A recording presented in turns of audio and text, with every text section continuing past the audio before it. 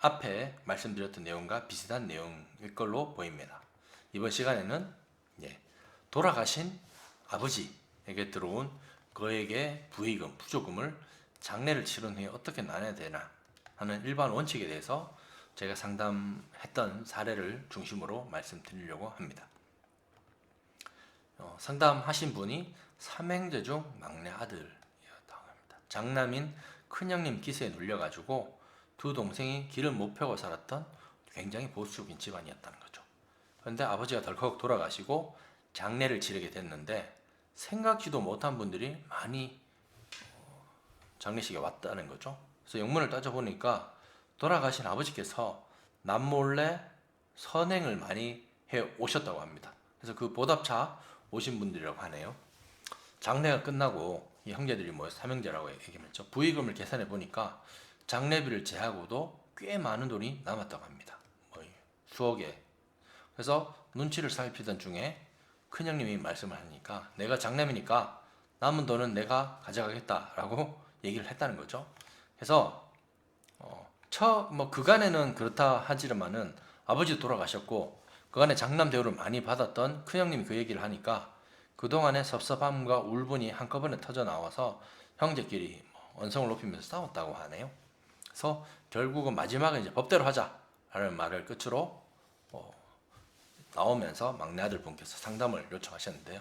과연 이 남은 조의금, 부의금을 어떻게 처리해야 되냐? 지금 부의금 처리에 대한 원칙에 대해서 말씀드립니다. 일반적으로 장례를 치르면 부의금이 들어오는데 부의 문화라는 것이 장례를 잘 치를 수 있도록 십시일반 돈을 모아주는 일종의 계랑 비슷하다는 거죠. 그래서 돌아가신 분이 사회지위가 높았다든지 또는 인간관계 좋았으면은 많은 사람들이 장례식장에 다녀갈 것이고 그만큼 많은 부의금이 들어오겠죠.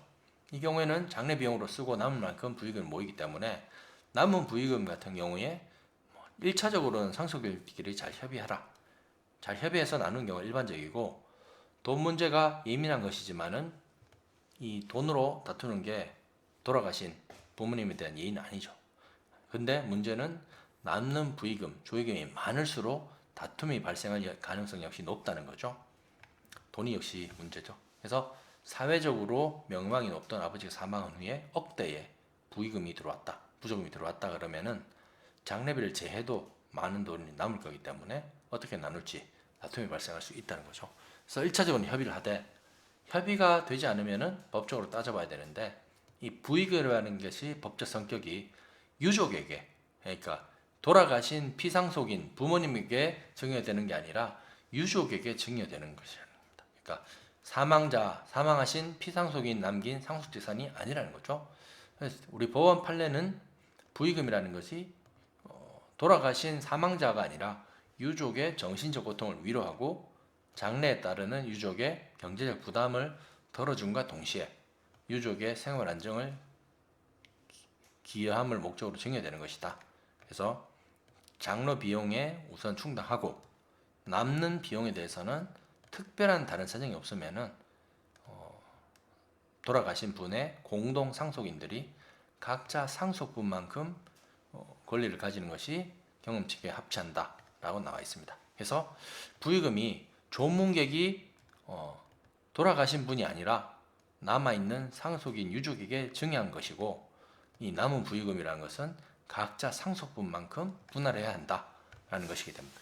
결국은 남는 부의금은 상속분대로 공평하게 나누는 것이 원칙이고 그러기 앞서서 가장 먼저 상속인들끼리 잘 협의하는 것이 중요하다. 협의가 1차적인 원칙이 되겠다라는 말씀을 드릴 수 있습니다.